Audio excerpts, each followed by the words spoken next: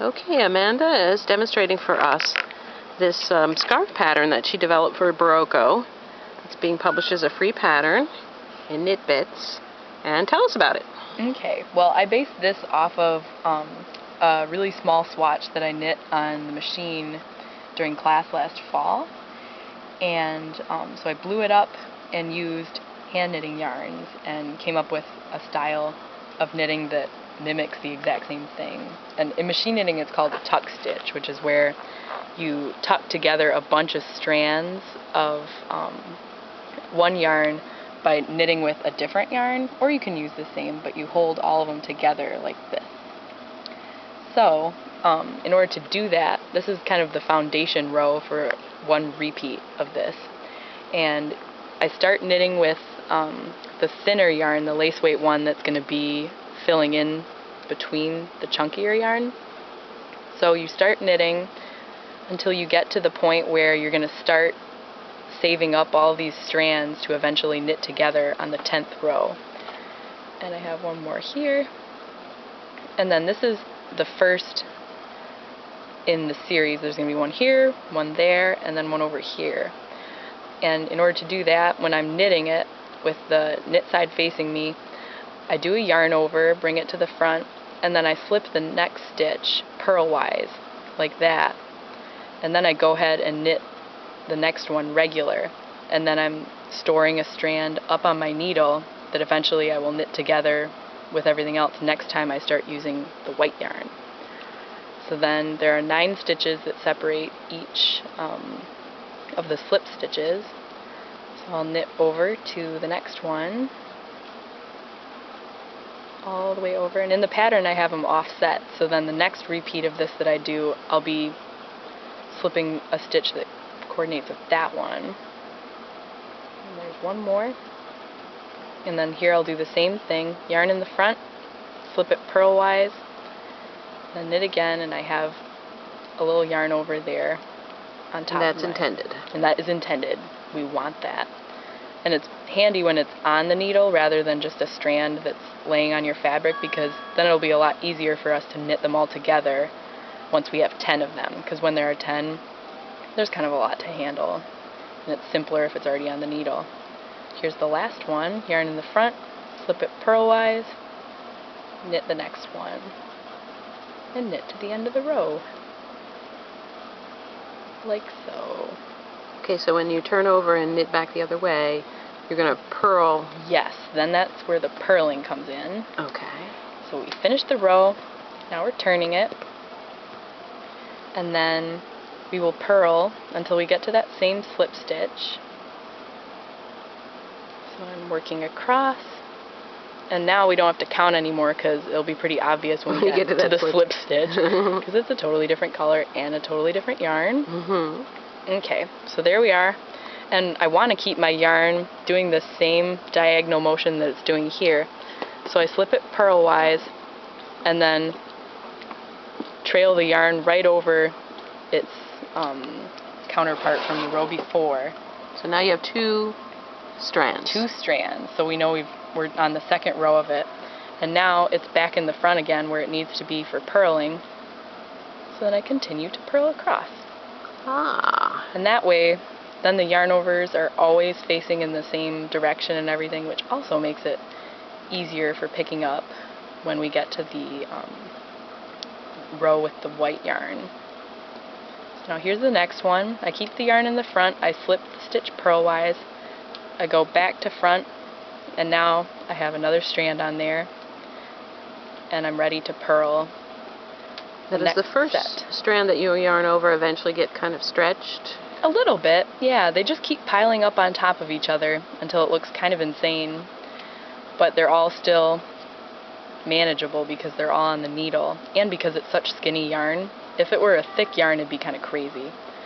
So here we go again. Slip it purlwise, back to front, and it's back for another purl stitch. Okay, and then you're going to do that for 8 more rows. 8 more rows. Okay, just doing it front and back like that. Yes, and we'll show on the last row how many strands are going to be all layered up on top of there, because it looks a little unusual, but it's all under control.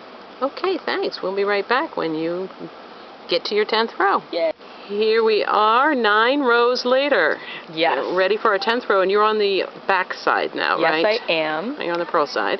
And you can see already how many more of these have stacked up as I've gone across multiple times, and that's how it's supposed to look. Okay.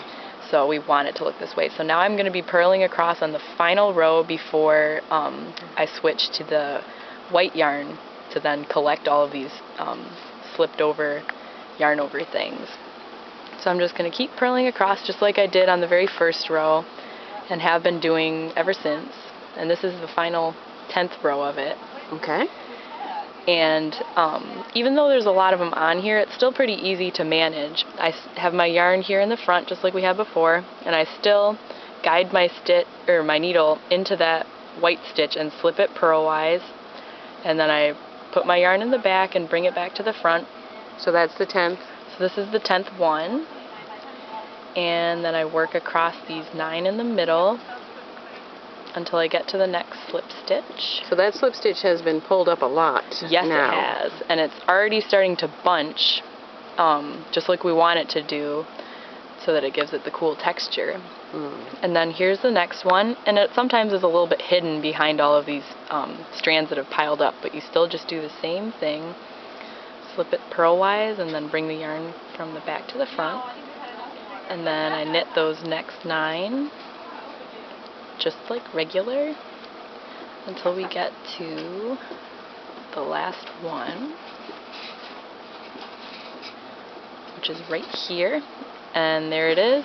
Okay. So my yarn's in the front, I slip it purlwise, back to the front, and then I purl these last couple stitches, and then we're going to be ready for the funnest row of the entire repeat, which is a big deal. All right. Okay, so we purl We've been all the way. waiting. And have you been pulling up your... I have been. Every once in a while, I will just kind of tuck it in while I'm knitting. I'll hold it up and knit over it so that it doesn't hang off the end in a big weird loop.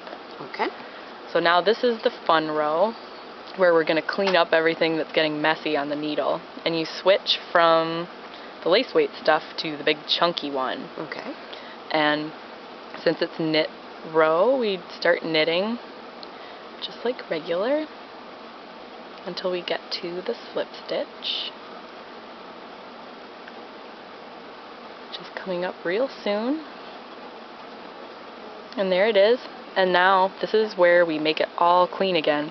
And all you have to do is stick it in to the original white stitch and all knit, and all those other guys get the other ones tucked too. right in. Huh.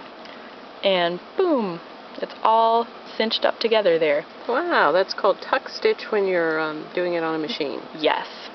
And on a machine, those stitches, like the needles, will never knit them. So every time you pass the carriage across, everything else gets knit except the needles that you've selected that will not knit anymore. So then you'll get all those strands held across the needles.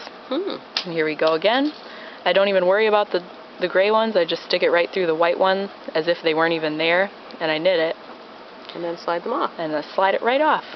And now they're all under control. They do the cool bunching thing that I wanted them to do.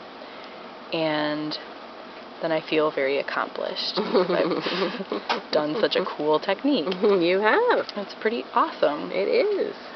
Okay, and the last time, a little bit sad, but we can deal with it. Knit right into it, and all the rest of the guys are just taken care of by themselves. And then you continue knitting until the end of the row. And then you turn it over, you'd be on the wrong side row, and you start with your fingering weight yarn again. Actually, there's 2 rows of the white yarn. Oh, okay. Just so that, because the end is still over here. Oh, gotcha. So then we'll just purl across one more time, and it adds a little extra of the white yarn in there, and then we don't have to worry about breaking the yarn and starting it again on that side. Let's look at that fabric if we can now. Yes, we totally can. So there it did the tuck thing. They're all squeezed in there. Can you point at one? Yes, there's one right here. Okay. Ah, I see it. Okay. And then it's like a all little those butterfly. strands, yeah, I always thought they looked a little like spiders myself. Or a butterfly, which is a prettier example. And that's what it looks like from the other side. All right.